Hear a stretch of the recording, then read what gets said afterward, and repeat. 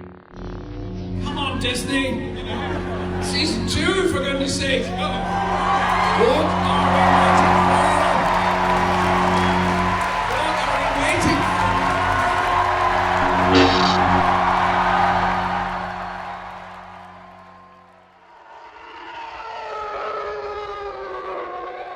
Hi everyone, welcome to FilmDirt.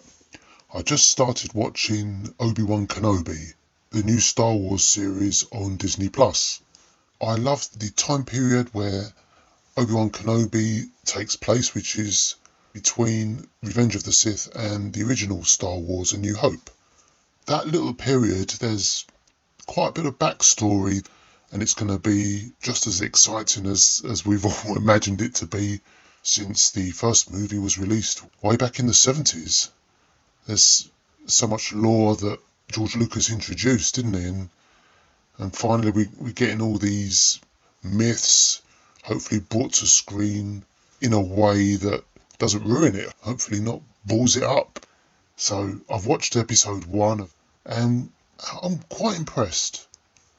I knew it would be set in the desert in Tatooine, and they went down the route where I wanted them to go. This is a man that is fully embraced being a hermit, sleeper agent or such like.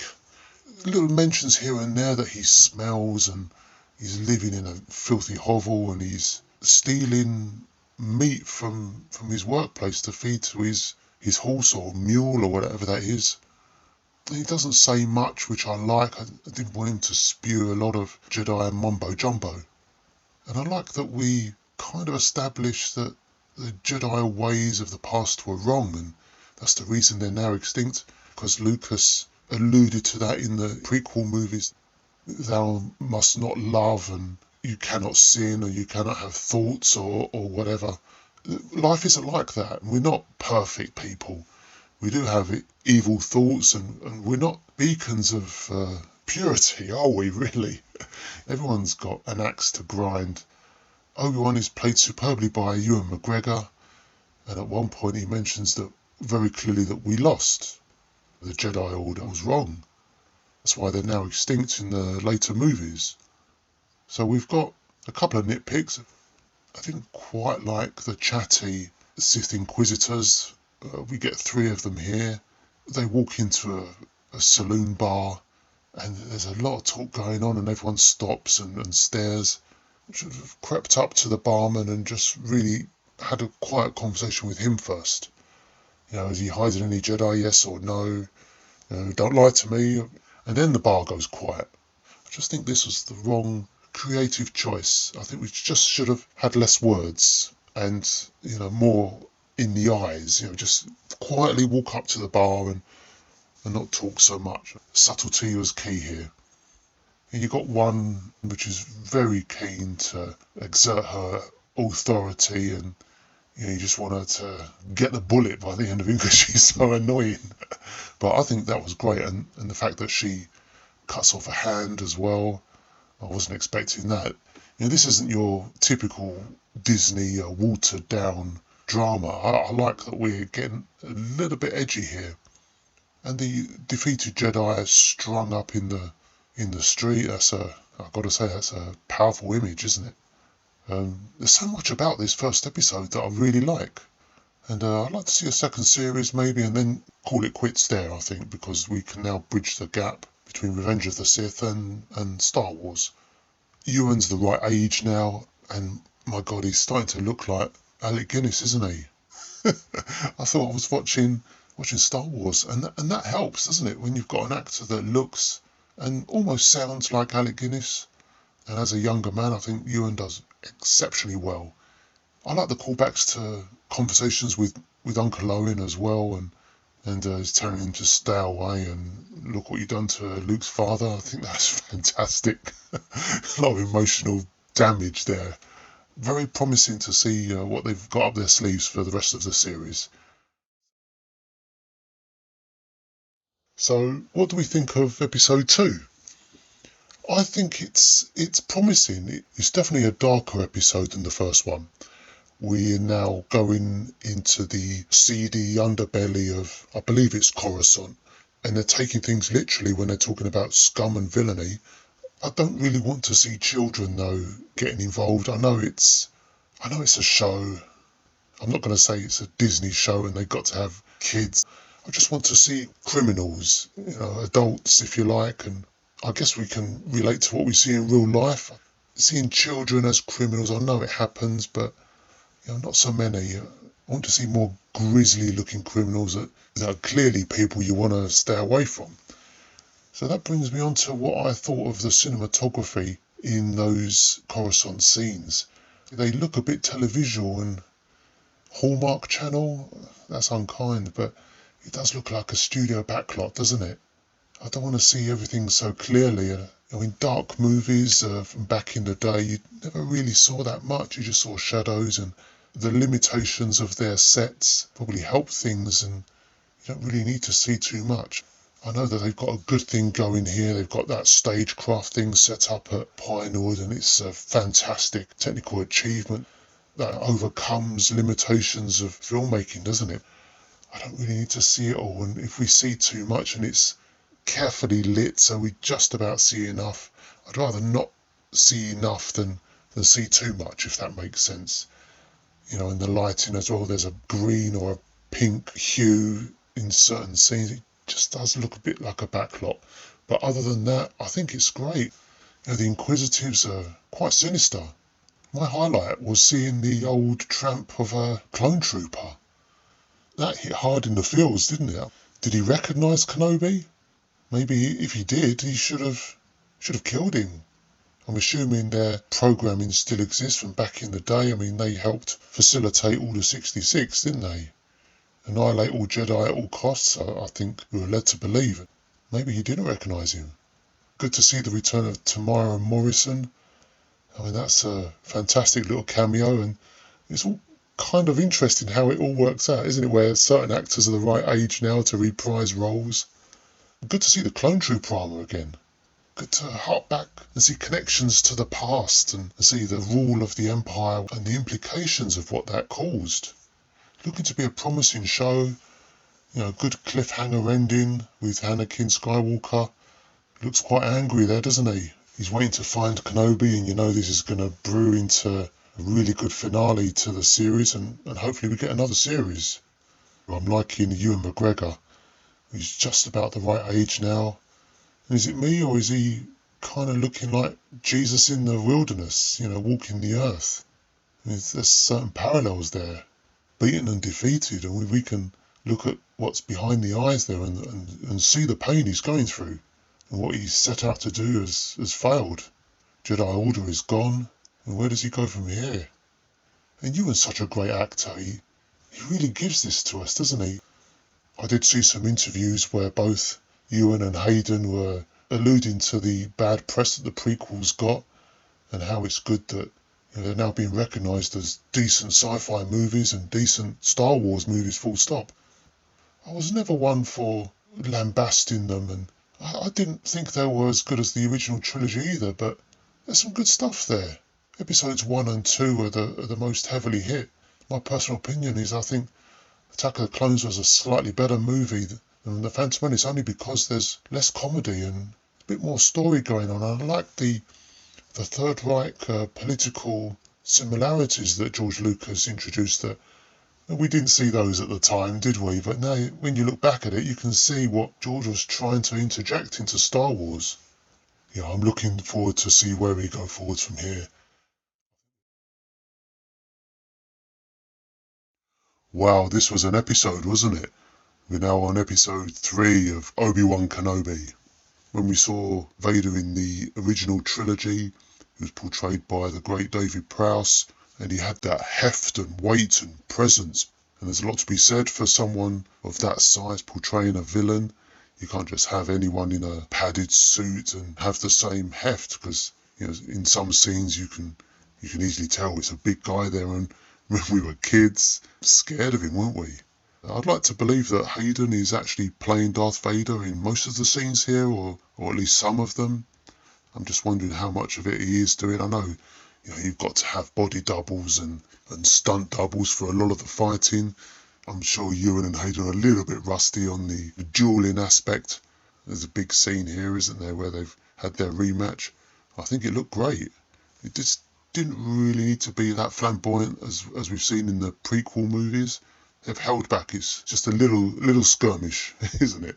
And I haven't seen Hayden in too many movies other than Star Wars. I do believe he's retired or semi-retired for a while.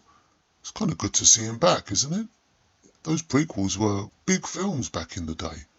They were statement movies. We say what you like about the quality, and not everyone was happy with them, but a lot of us certainly were. I wasn't so much of a child back then, but personally I could appreciate those movies, and it was a different story, and George Lucas told the story differently. I mean, the tone of this series is quite a bit different to the other couple of series that Disney have produced, The Mandalorian and the Boba Fett show. I preferred The Mandalorian personally, but I liked a lot of what was in the book of Boba Fett. It was a little bit more comedic at times. Kenobi is a little bit brutal. Just thinking about the story that needs to be told here. As I said in my episode 2 review, I've got a concern that a lot of the sets may look a little bit of a set. Maybe seeing a little bit too much clarity, and I'd rather see it rough and abstract. But other than that, I think this is the best TV series, possibly better than The Mandalorian. I like that everything's scuffed up, and I really do like the look of the Stormtroopers all scuffed and beaten. I hope the villains aren't going to ham it up too much. There's similarities I saw with what happened in the sequel films, when you remember the performance of Domhnall Gleeson. I like the actor, he's been in some good stuff, but a little bit of a theatrical thing going at times, and it just didn't seem real to me, and I didn't really like that portrayal of a couple of the characters. It wasn't just him. I'm not fans of those sequel films, and I hope they're not going to tread those waters in this series. I think a couple of the Inquisitors are becoming a little bit theatrical, and I'd just like a less is more. Just tone it down a little bit so it's not too much of a stage show in front of an audience. That's my preference. But I just want to touch on Moses Ingram. I think she's doing great, and all she's doing here is portraying a young dark side user, and with that comes a petulance and possibly an immaturity. I don't understand all the current news articles claiming there's racism in the fan base and things being said on social media. I hope that's not true. I'm not really noticing anything racist going on, and that's sad if that's happening. I just hope that it's not being overstated, or a publicity thing going on just to bring the name of the show more into the public eye. If this is true, and I'm not saying it is, people will just get tired of it, because this racism thing has followed Star Wars for a little while now, hasn't it? And it's mentioned a couple of times during the sequel films. I don't see what the issue is with Moses' performance at all. I think she's doing very well. Like I said, I think she's portraying a younger dark side user, so you've got to incorporate those frustrations in the character. The age of a person dictates your character, doesn't it? I mean, we all change and become different people depending on our age. I think Ewan's portraying a slightly younger version of Alec Guinness. And I've got to say, in Hayden's case, I think he's even sounding like Vader nowadays, isn't he? If you heard him in interviews talking about what he's bringing to the character, he sounds a lot like Vader, and he's got a lot more bass in his voice. Not as much bass as me, but, he's I think he's doing very well. And I know we're not hearing his voice. I think it's good to hear James Earl Jones, isn't it? And I'm sure they've digitally tweaked the voice performance to sound a little bit younger. I think it all sounds great. Just want to touch on Ewan again, where there was a moment here where he mentioned Leia's dad. I don't think Alec Guinness would have said that in the original movies. He usually said father in many sentences, didn't he? He would say your father rather than your dad. And in Alec Guinness's portrayal, you always expect him to speak a certain way. Never really thought of Alec Guinness as an age, did you? He was just an amazing actor. I know Ewan was kind of copying that, but not wanting to do an impression. And I hope he doesn't, and he isn't doing that here. He's a slightly younger version, obviously bringing his own take to the character. I just think this is a bit more grittier time than the first Star Wars, isn't it? And I guess he's got to follow Luke and in some cases Leia as well, and just to make sure they're staying out of harm's way and out of the clutches of Vader. He's going to turn them to the dark side the first chance he gets, isn't he? I like the portrayal of Vader here. A younger Vader. You're dealing with a volatile character. And while there's good feeling for this series, I'm just hoping the racism thing is going to die down and we're not going to hear so much of that, because it is in danger of eclipsing the show. We don't want that. I'm looking forward to episode 4. Are you? I'm really liking this series so far. Lots of similarities to the original trilogy, which I'm quite enjoying. Lots of callbacks to Imperials and the Stormtroopers. Obi-Wan being submerged into the Bacta tank after he was burned in the previous episode. And obviously we get the similarities to what Anakin is going through almost at the same moment. He's spending his days constantly submerged because of the horrific injuries he suffered in Revenge of the Sith. And now we get the parallels of Obi-Wan in the almost the same position. So overall here we get the recurring themes of working as part of a team and the odds overwhelmingly against you.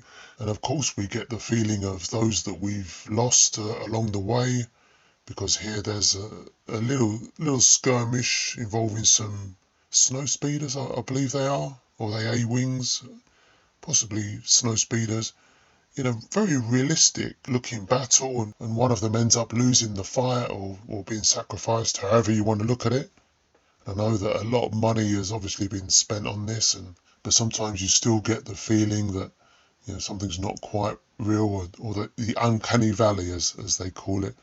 But here generally it's a very high standard, and I touched on the atmosphere we got now with this outpost or whatever it is. It's all submerged in a water planet now, and now we've got scenes of captured Princess Leia being interrogated for information. I like that we're getting a look at some of the Imperial officers that don't quite agree with what the Empire are doing, so they're helping the rebellion with information. Lots of good in this episode. I'm really enjoying how this series is evolving.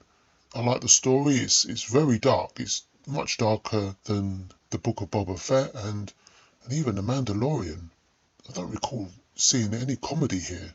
And of course we get another appearance from the Dark Lord himself. I think whoever's in the suit, and I'm assuming it's Hayden in the key scenes maybe, you don't get a feeling that, this is an imposter or it's someone else. It's Darth Vader. Still got that imposing frame, although it helps that a lot of the scenes here are darkly lit. These people are in danger, and you recognise the sacrifice and loss. I'm looking forward to seeing how this develops further. In saying that, I'm hoping that if there is a series 2, that it doesn't disturb any continuity with the original trilogy. If there's a story to tell and it's going to be interesting without disturbing too much, I'm all for it.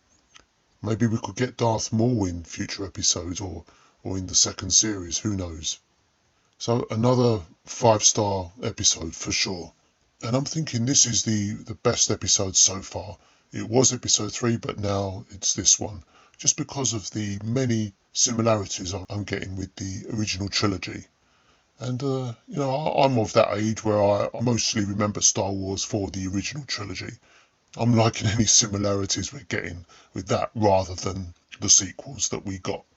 I'm looking forward to episode 5, definitely. Wow, each episode is marginally better than the last. I think the weakest for me was the second episode, where I thought the stuff on, I think it was Coruscant, just looked a little bit televisual and set bound. But other than that, I think the issues are really minor. A lot of the visuals for, let's say, The Mandalorian, that's another earlier show from Disney, that looked broader, and that did look outdoors when it needed to be outdoors and filmic. I guess you can say, where it's properly shot. You've got a proper director of photography that can make each shot look in the place it needs to be. If it needs to be outdoors, then it's definitely outdoors and not just images in front of a backdrop. This series, I think, is a little bit sketchy in places, and it does look a little bit set-bound for me. Now, what is that an issue with? Is it the film stock, or is that the director of photography's job to overcome the limits of what you've got to work with here? And that's really the main things I can think of that's a negative. But other than that, it really is good. This show looks like it really needs to breathe. It's in the Star Wars space and it needs to look like Star Wars. The prequels and the original trilogy, and for the most part the sequel trilogy, all did look like it was actually in another galaxy. And now we're getting a little bit of claustrophobia, which is odd because it doesn't look like it's cheap. Other than that, this story, in particular this episode, went in the direction I was hoping it would. We would get Reva, Moses Ingram's character, thinking about her choices. We already established that she could have been one of the younglings witnessing Order 66 in the prequel era, and it's pretty much confirmed in this episode that that's exactly what happened. Looking up in fear, I think it's fantastic how they've done it. And Hayden in this episode is looking great.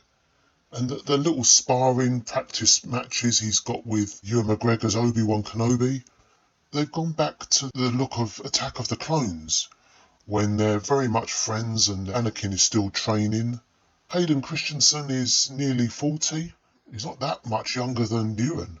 The footage they got of him now looks like it could easily be within the time frame of Attack of the Clones, when they were both young-looking men. Maybe they smoothed out a few things, but it doesn't look like it. I think they did a fantastic job, and it's good to see them looking like younger men again. Now, I like the movement of Vader.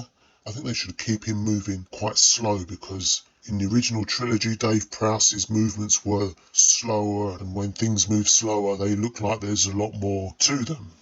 I know Vader is supposed to be younger here, but it just doesn't look right if he's striding around looking very sprightly, like he did maybe at one point in the previous episode, episode 4. I think I'd rather see him looking a lot more like the original trilogy, because that is Vader. They replicated that in Rogue One, and I thought his movements and the Vader look and the silhouette, I think looked fantastic in Rogue One, and in this episode in particular, I liked how he looked as well, albeit slightly younger, and they're not exaggerating the youth of Vader. Remember, this is a man dismembered and struggling within the suit. He's in pain, and he's using that pain to constantly remind him of the dark side that he's now adopted himself into. I love this. I'm loving where this is going. I think there's scope to have another 6 episodes. If they do a season 2, I think if they keep each episode fairly brief and being quite careful not to disturb any continuity with the original trilogy, I think they're going about it in the right way. I haven't seen anything glaring that really interrupts what I'm seeing here. My only doubt is that when they're seeing Luke Skywalker at the homestead, maybe Luke may see too much, and I hope there's no temptation. By the time the original Star Wars comes around, he's quite an innocent farm boy then. We don't want him to see too much Jedi action or lightsabers or any of that. We want to keep him as fresh as he was in that movie. So, let's look forward to the next episode. I've just finished watching part 6 of Kenobi, and I'm ready to give a few thoughts on what I saw. It definitely ended on a high, didn't it? I really liked the series overall. There was a few complaints, but very minor. I thought the episodes were consistently good. Maybe episode 2 for me was the weakest, but I didn't think it was bad or a filler. I thought all 6 episodes were progressing the story. I don't think there was any dead scenes. Yeah, of course there was some eye candy moments, but You have to have that with Star Wars. You have to have the callbacks to what we've seen before. Nice shots of spaceships and certain characters. Yeah, of course, we've got that to look at. But I think the story was consistently well told. So what did we think of this episode? I thought it was absolutely fantastic. And Ewan, phenomenal actor. He always is. He's consistently good in every project he's involved with. And I've got to say Hayden as well. I mean, fair play. He was fantastic here. I understand he hasn't been acting for a while, or it's not his first passion, but he put it all on screen here. The emotion, he was able to emote behind the mask, or partly behind the mask. The dialogue and everything, fantastic. I wanted to address the desire for a second series of this. I wanted it. I wanted it to continue briefly and be just another limited series, so we don't see too much, and there's a continuity issue for me. I don't want too much disturbed by the time we get to the original Star Wars Episode 4. And I think the longer this series continues, we're in danger of seeing too much. And I don't know where I stand now. I think this is it. I think we've seen enough of Kenobi. As much as I loved it, I'm just concerned that, if we may see too much. I think we've seen everything we needed to see.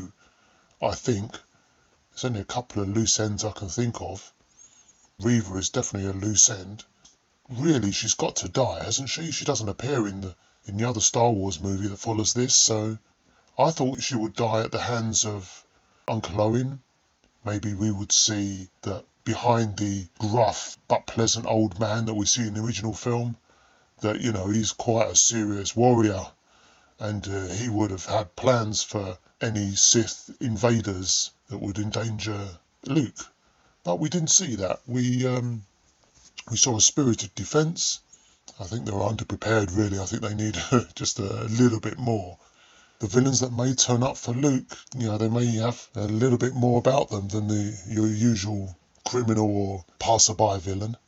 I think everything else, was wound up pretty well. I think we've got our two fights between Obi-Wan and Vader, and it nicely ties up with the events of the original Star Wars, where I believe Vader says, "Last time we met, I was but the learner."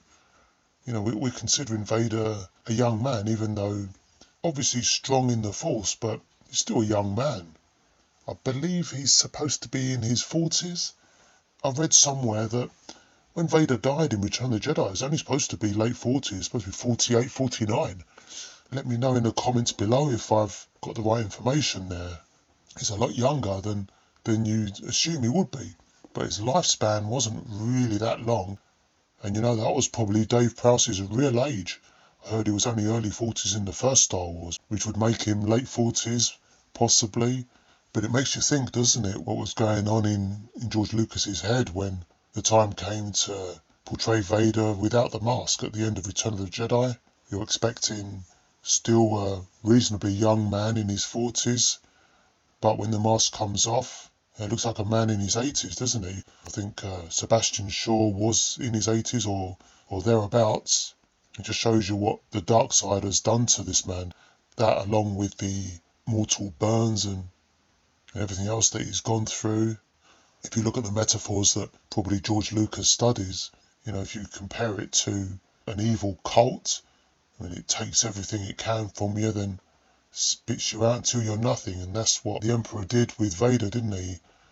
Dark side users have got some twisted desire to keep negative energy around you and to pit two people against each other for the prize of being able to serve their master.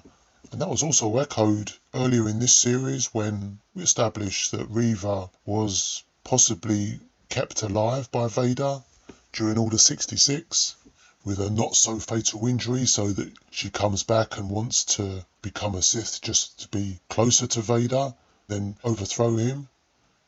It's pretty twisted, isn't it? Just to keep all that hate and bad energy around you as if you're feeding off it. Good stuff to think about, isn't it? And a good metaphor for life aspects as well. I think we got everything we needed to see for this series. I think they just ended on a high with this one, and it makes us look forward to possibly any further stories they've got to tell. Maybe because they left one thread unresolved with Reva still being alive. And overall I touched on the slight negatives, with just seeing things in the background a little bit too clearly for me. Not really obviously cheap, but it wasn't like the original trilogy or what we've seen before. Some of the computer generated imagery was a little bit suspect in places. So let's see where they go with this and whether they do think a series 2 would be a good idea. I'm split either way. Oh, never mind, let's have a second series. Just to round up the Reva story. And just like to round off this review by bigging up Hayden and Ewan and the rest of the cast. I thought they all did fantastic. And they're nice little cameos as well. Okay, thanks a lot for joining me for this little review. A 5-star series for sure. Let me know down below if you agree with my thoughts. And speak to you next time. Take care.